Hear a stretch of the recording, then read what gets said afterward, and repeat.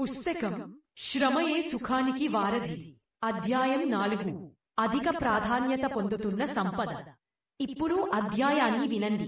మనం బుద్ధి కార్యాలలో అధిక ధనాన్ని సంపాదించగలిగినప్పుడు తక్కువ ఆదాయం వచ్చే వ్యవసాయం, తోటమాలి పని లేదా మరేదైనా ఇతర పనులలో మన కాలాన్ని ఎందుకు వృధా చేయాలని చాలా మంది ఆలోచిస్తుంటారు.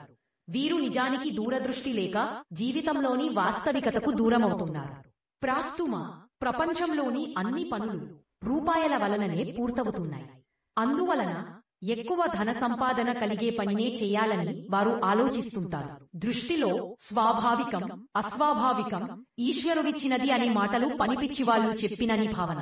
అట్టి వ్యక్తులకు ధనం ఒక సామాజిక ఉపకరణం మాత్రమేనని తెలియదు.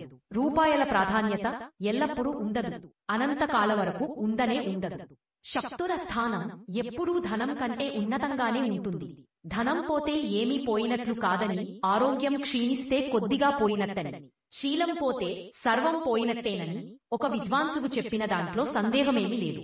ధనంలోని సారహీనతకు అడుగడుగునా ఉదాహరణ లభిస్తుంది.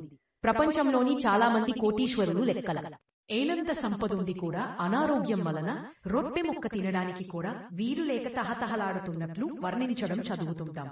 ఐరోపాకు చెందిన కోటీశ్వరుడొకడు దుష్ప్రవర్తన కారణంగా హోటలు గదిలో పిస్తోలు పేల్చుకొని ఆత్మహత్య చేసుకున్న ఉదంతాన్ని ప్రత్యక్ష సాక్షుల ద్వారా విన్నారు.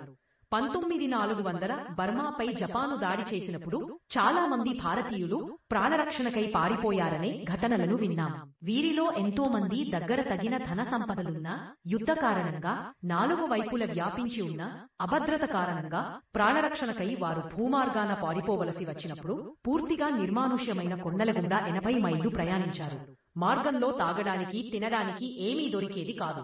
అక్కడ నుండి వచ్చిన భుక్తభోగులు చెప్పిన దానిని బట్టి వారికి దారిలో తారసపడిన చాలా వ్యక్తుల జేబులలో 10 రూపాయల నోట్లు ఉన్నా గుక్కెడు నీరు లేక కొట్టుమిట్టాడి ప్రాణాలు ఎందరో కోల్పోయారు.